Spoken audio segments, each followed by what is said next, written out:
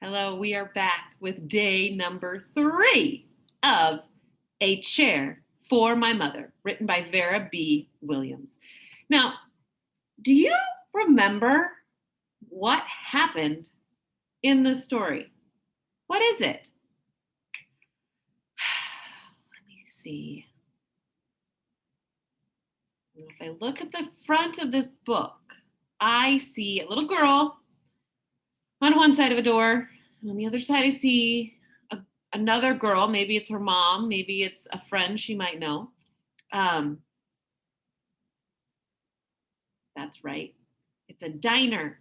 And I remember a diner is a place where you can get food that might not cost a lot of money. So it's a diner that they're working in. And I wonder what else happened in this story.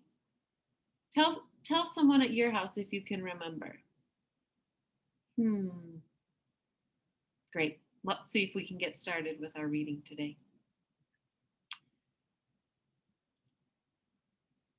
My mother works as a waitress in the Blue Tile Diner. That's it, the Blue Tile Diner. Those are the words on the front of it.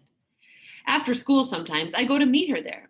Then her boss, Josephine, gives me a job too. Do you remember what kind of job she got to do at that diner?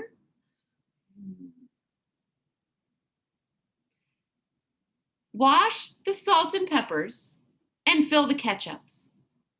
That was it. And there was one job she got to do that she thought was kind of fun. What was that?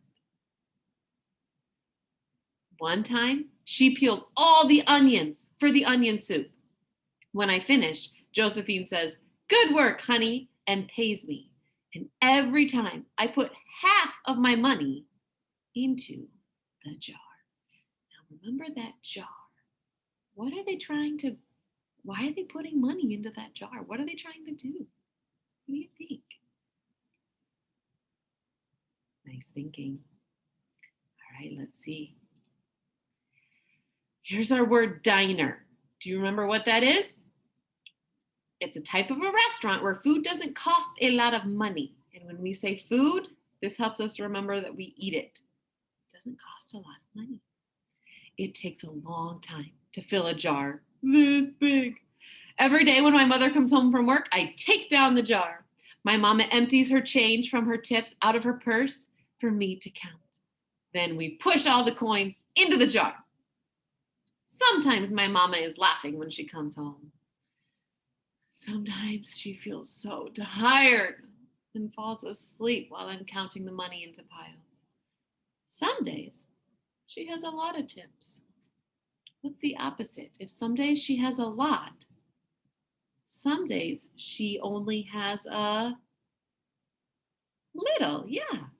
Then she looks worried.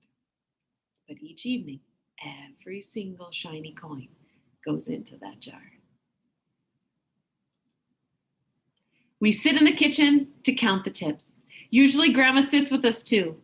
While we count, she likes to hum. Can you guys hum a song?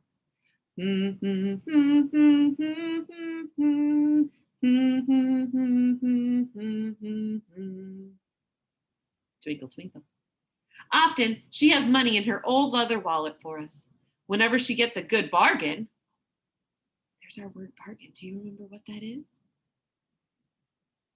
Yeah, you save money. Whenever she gets a good bargain on tomatoes or bananas or something she buys, she puts the savings, and then that goes into the jar. So each time she gets a bargain, where does she put that money? Into a jar. Good work. There's our word bargain. Something worth more than you paid for it. When we can't get a single other coin into the jar, we are going to take all of that money and go buy a chair. Yes, a chair. Do you remember some of the words they used to describe that chair? Wonderful, brilliant, fat, soft, armchair. We're going to get one covered in velvet with roses all over it. We are going to get the best chair in the whole wide world. They've got lots of things they want for this chair. Do you remember why they needed a new chair? That is because all of our chairs burned up. There was a big fire in our other house. All the chairs burned. So did our sofa, and so did everything else. That wasn't such a long time ago. My mother and I were coming home from buying new shoes. I had new sandals. She had new pumps. We were walking to our house from the bus. We were looking at everyone's tulips. She was saying she liked the red tulips, and I was saying I liked the yellow ones. Then we came to our block. And what did they see when they got to their block? Right outside our house stood two big fire engines. I could see lots of smoke. Tall orange flames came out of the roof. All the neighbors stood in a bunch across the street. Mama grabbed my hand and we ran. My Uncle Sandy saw us and ran to us. Mama yelled, "Where's Mother?" I yelled, "Where's my grandma?" My Aunt Ida waved and shouted, "She's here, she's here. She's okay. Don't worry." Grandma was all right. Our cat was safe too, though it took a while to find her. But everything else in our house was spoiled. Spoiled. Can't use something anymore. It might stink, it might be rotten. It's spoiled. What was left of the house was turned to charcoal and ashes. We went to stay with my mother's sister, Aunt Ida, and Uncle Sandy. Then we were able to move it to the apartment downstairs. We painted the walls yellow. The floors were all shiny, but the rooms were very empty.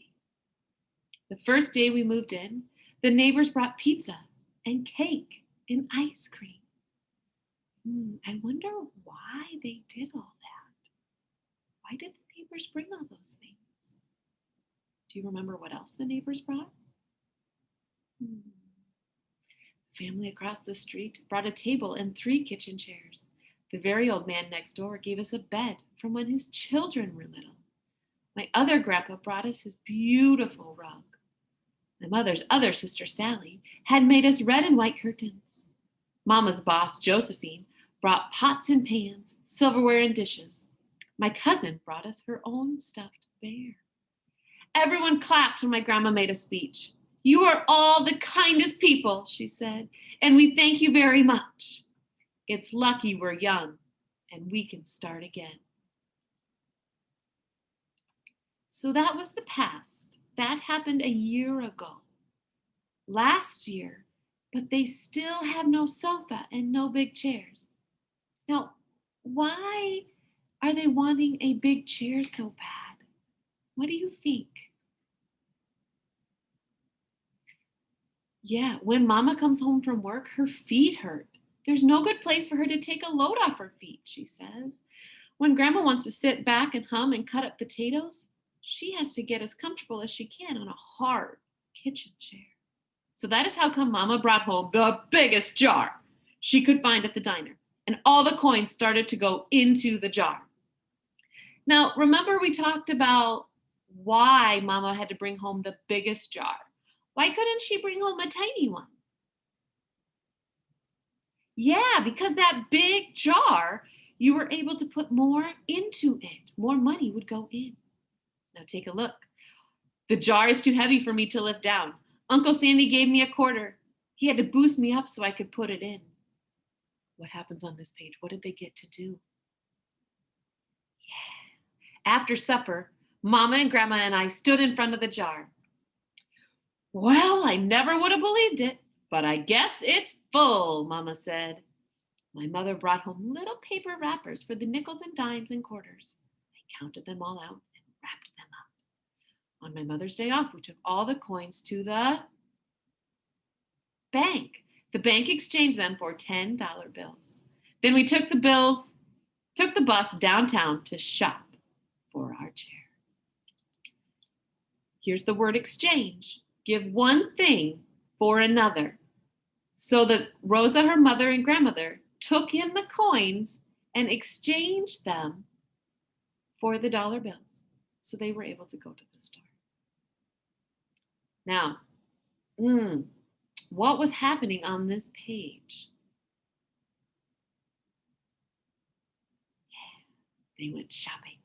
We shopped through 4 furniture stores. We tried out big chairs and smaller ones, high chairs and low chairs, soft chairs and hard chairs. Grandma said she felt like Goldilocks in the 3 Bears, trying out all of the chairs. Finally, we found the chair we've been dreaming of, and the money in the jar was just enough to pay for it. We called Aunt Ida and Uncle Sandy. They came right down in their pickup truck to drive the chair home for us. They knew we couldn't wait for it to be delivered. I tried out the chair in the back of the truck. Mama wouldn't let me ride there while we drove, but they let me sit in the chair while they carried it up to the door. We set the chair right beside the window with the red and white curtains. Grandma and Mama and I all sat in the chair while Aunt Ida took our picture. Now Grandma sits in it and talks with people going by in the daytime. And Mama sits down and watches the news on TV when she comes home from her job. After supper, I sit with her and she can reach right up and turn out the light if I fall asleep in her lap. Now we talked a little bit about how after their house burned down, they moved into that apartment, but they didn't have anything, did they? Because the fire burned it and spoiled it all. So, how did family, friends, and neighbors help Rosa's family when their house burned down?